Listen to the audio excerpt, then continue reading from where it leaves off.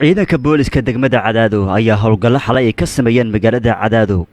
Waxay ku soo qabteen eedeysane Maxamed Ibraahin Cismaan oo ku eedeysnaa kiiska kufsiga dilka ee loo geystay marxuumad Xamdi Maxamed Faarax oo la sheegay in dhawaan laga soo tuuray dabaq ku yaala magaalada Muqdisho caasimadda Soomaaliya. Taliyaha saldhigga booliska degmada Cadaado Cali Maxamed Xasan Cali Dheere ayaa ka warbixiyay howlgalka ay ku soo qabteen eedeysanaha.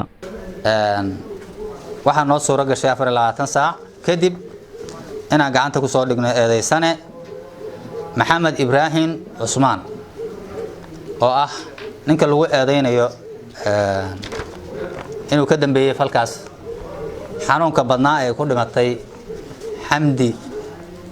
Maxamed Saalax Xamdi Maxamed Faarax. dhinaca kale taliyaha ayaa u mahad celiyay ciidanka booliska Soomaaliya kuwa Galmudug iyo cid kasta oo ka gacan geysatay soo qabashada eedeysanaha oo xogtaas aad iyo aad informationka noo siinayay ama amirna nagu siiyay haday yihiin heer guud taliyaha ugu sareeya booliska Soomaaliyeed taliyaha xigeenka taliyaha Galmudug taliyaha xigeenka dhammaan saraakiisha booliska Soomaaliyeed waxaan dareemaynaa inay taagnaayeen waxaan wadaagaynaa xog joogta oo saacada waxaan ognahay dadka Soomaaliyeed oo dhan inay taagan yihiin oo taagnaayeen waxaan rabnaa inaan cadeyno way taagan yihiin booliska Galmudug ama meer ayaan ku qabnaa inaan taagnaano saraakiisheena nasiisay wax walba oo caqabad ku ah dalkan iyo dadkan iyo diintaana inaan u taagnaano oo hameen iyo maalin baan raadino oo soo qabanno ayaan amar ku qabnaa waa ku dhaaranay ma rabno inaan dhaartii aan dhaaranay been noqoto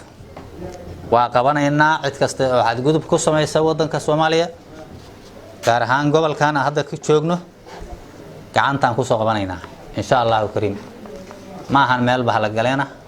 meel dambi lagu la soo dhuunta maaha meel dad arxan laawaahu gabaad ka dhiga karna maaha ciidamo iyo saraakiil falgalaya jooga mar walba saacadood walba shaqadooda qabsanaya. ugu dambeyntii taliyaha ayaa sheegay in eedeysane Maxamed Ibraahin Cismaan oo lagu tuunsan yahay inuu ku lug lahaa kiiska marxuumad Xamdi Maxamed Faarax kana soo baxsaday Muqdisho falka kadib dib loogu celinayo magaalada Muqdisho caasimadda Soomaaliya. waxaan rabnaa inaan cadeyno ninkaas inuu gacanta lagu hayo sharcigana mari doono ama amirta labaad ee saraakiishna siiyana ay yihiin in lagu soo celiyo sharciga oo aan diyaarad saarno caasimadana aan geyno Muqdisho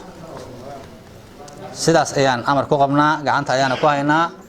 waa kan garabka bidix fadhiya waxaan soo qabanay 6 saac iyo 43 daqiiqo xalay ayay ku guuleysteen ciidanku. مبارك محمود شقادن University TV Cadaado.